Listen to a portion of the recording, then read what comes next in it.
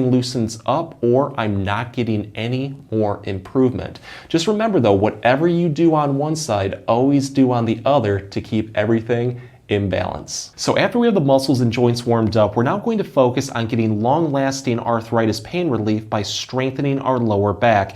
Just a quick note before we start, these exercises are light enough that you can do them once a day, but if they are a little bit too challenging, try to do them 2 to 3 times a week. Just do what you feel comfortable with. This first one is called the dead bug bridge combo. It's going to help strengthen both the core and the lower back. And the great part is we can do this one in bed or on a floor. Just lie flat on your back like this and start with your legs roughly about hip width apart, knees bent at 90 degrees, straight up towards the ceiling. Take your hands, put them off to your side for support. So the first movement is slowly straightening one leg like this and lowering it towards the floor. The key with this exercise is let your leg and foot hover a little bit above the floor. Don't let it touch because you're going to feel a deep activation over your tummy right here over the core muscles. Hold this comfortably for about 3 to 5 seconds. You're going to release it and then repeat it on the other side. Just do this nice and slowly for about 5 to 10 repetitions on both sides. But afterwards, see how you feel. If it feels like you have a little bit more energy, always challenge yourself by throwing in another set or 2. So let's take this one to the next level and really focus on strengthening our legs, butt, and our lower back by doing the bridge. So for this one, we're going to have our legs roughly hip width apart, knees bent, feet flat.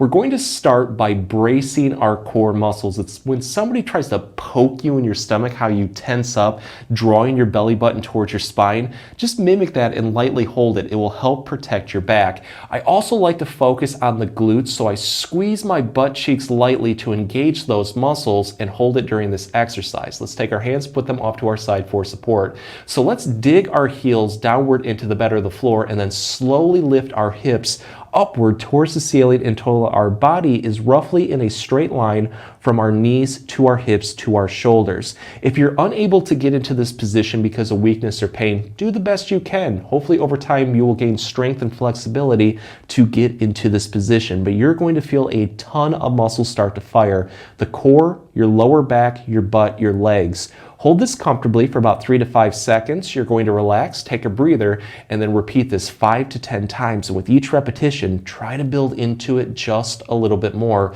But afterwards, see how you feel. If it feels like you have a little bit more energy, always challenge yourself by throwing in another set or 2. So here's another really good strengthening exercise called the hip hiker. For this one, we're just going to need a stair or a step. For demonstrative purposes, I'm going to use a yoga block. So before we start, if you do have balance issues, make sure that you're going to have a wall or a railing close by that you can grab onto for support. So start off by placing one foot at the edge of a step while the other foot is completely off. During this exercise, we're going to keep our back and body nice and straight, and all movement is going to come through our hips and our lower back. So to make it a little bit easier, take the hand that is off that side and I'm going to place it right on my hip. Now slowly drive the hip that is off the stair upward towards the ceiling as much as you can. You should feel a deep activation of the muscles around the hip, working into the lower back towards the bottom of the ribs. Really focus on feeling it right here in the lower back.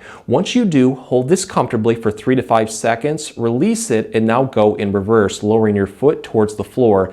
But don't let it touch, let it hover, because you're going to now feel a really good stretch on the other side. That's why I really like this exercise. It's going to help lengthen and strengthen both sides at the same time. 3 to 5 second hold, you're going to release it, take a breather. Now try to do this as a nice fluid movement of going up and down about 5 to 10 times in both directions.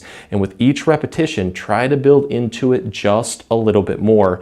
Afterwards, see how you feel. If it feels like you have a little bit more energy, always challenge yourself by throwing in another set or 2. Just remember though, whatever you do on one side, always do on the other to keep everything in balance. In the last part, we're going to go over some really good stretches to help keep the lower back mobile and flexible. But with stretches, they're perfect to do after those strengthening exercises to keep the muscles loose and help avoid soreness. And with stretches, you can use them throughout the day anytime that you need quick tightness, pain, or stiffness relief.